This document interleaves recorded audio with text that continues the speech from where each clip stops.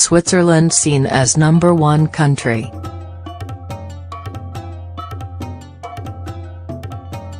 From his perch in Hong Kong, Zhang Baohui worries how leaders in China, the United States and Russia will or won't work with each other this year.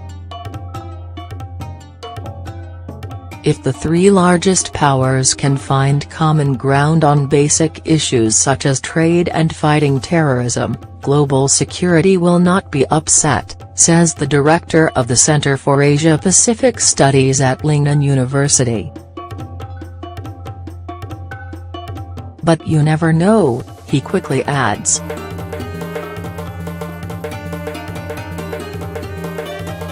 If issues such as trade or the South China Sea develop, if these countries see each other as rivals, conflict could break out. That is my greatest fear.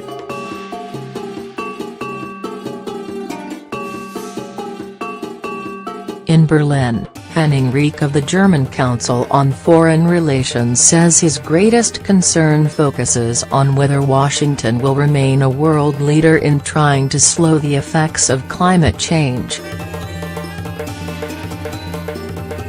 The U.S.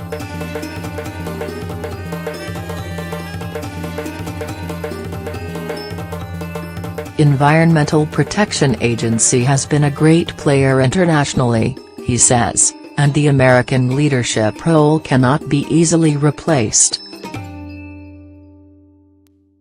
As 2017 unfolds, anticipation and anxiety over unknowns are major themes across large swaths of the world.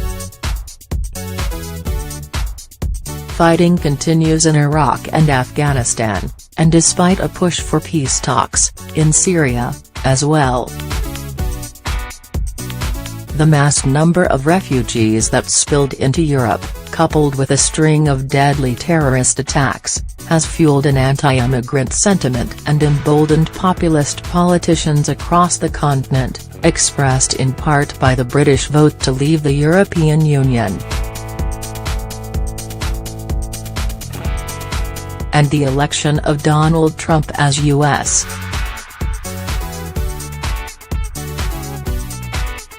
President is on the minds of many people around the world.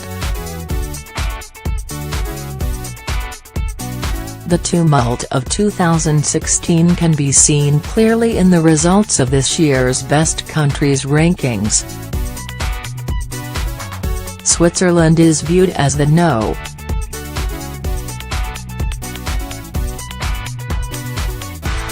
1 overall country, according to a survey of more than 21,000 people from 36 countries in all regions of the world. People regard the European country highly for its citizenship, being open for business, an environment that encourages entrepreneurship, the quality of life it provides its citizens and for its cultural influence. Switzerland is one of 20 new countries evaluated this year, as the total number of nations assessed in the survey grew to 80. Canada finished No.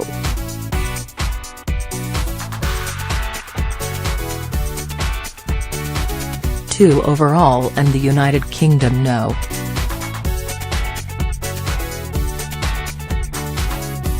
3, as both did last year. Germany fell from its top spot in 2016 to No. 4 this year, while Japan moved up 2 positions to No. 5 overall.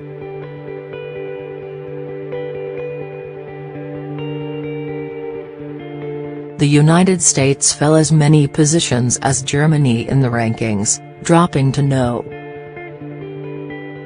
7 overall, behind Sweden. The U.S. is still seen as the world's most powerful country, but the gap between it and second-place Russia, which American intelligence officials say interfered with the presidential election in an effort to help Trump, has narrowed to a near negligible difference in that area. The global survey went out beginning 1 week after last November's U.S. presidential election, and the tone of a historically polarizing campaign may have affected the world's view of America. For example, nearly 75% of respondents said they had lost respect for the U.S. in some degree because of the toxic tone of the 2016 presidential campaign. Hillary Clinton, the Democratic Party presidential candidate, would have won the global popular election, but Trump would have won in Russia. 83% of survey respondents viewed him favorably, and China, 54%. He also polled fairly well in Israel, 46%, Nigeria, 42%, and Turkey, 37%. Other key results from the survey reflect anxiety across the planet beyond the U.S. presidential election results. Little consensus exists on the most important issue confronting the world. A slim majority of survey respondents said income inequality is the challenge to prioritize, ahead of other issues such as gender inequality, climate change and the war in Syria. Nearly two-thirds of all respondents agree strongly or moderately that there is a leadership crisis in the world today. Those sentiments are especially strong in Africa and Latin America. An even sharper majority, nearly 3 out of 4 respondents, say a new generation of leaders is needed around the world. The best countries survey results wouldn't surprise people such as political scientist Ian Bremmer, founder and president of Eurasia Group, a global risk analysis firm. Speaking last month before George Washington University students, Bremmer said the election of Trump underscores his assertion that the world is in a geopolitical recession, a period of increased instability characterized by a lack of global leadership. Trump's foreign policy mantra of America First, Bremmer says, ends an era in which globalization and Americanization were tightly connected. As a result, he says political risk around the world is at its most volatile level in decades. Russian hacking efforts will continue in Europe as Moscow tries to interfere in other Western democracies' politics, Bremmer says. China, meanwhile, seized an opportunity to expand its diplomatic influence in Asia and its economic influence globally. Zhang, of Lingnan University, says Chinese leaders have used the Mandarin phrase Yinling, which translates into English as guide and lead or show the way, to present their intentions of taking a more assertive economic role around the world, particularly after Trump's withdrawal from the Trans-Pacific Partnership Trade Pact. Chinese leaders, who have raised their citizens' standards of living through trade, see globalization as a benefit, as opposed to the anxiety in Western countries, Zhang says. Whether China can lead, globally, is another issue. They aren't there yet. Leaders such as Australian Foreign Minister Julie Bishop argue that globalization itself isn't the problem. Instead, she and others agree with survey respondents who say better efforts are needed to tackle income inequality. Bishop and other leaders say shutting out the world is not the answer to tackling inequality.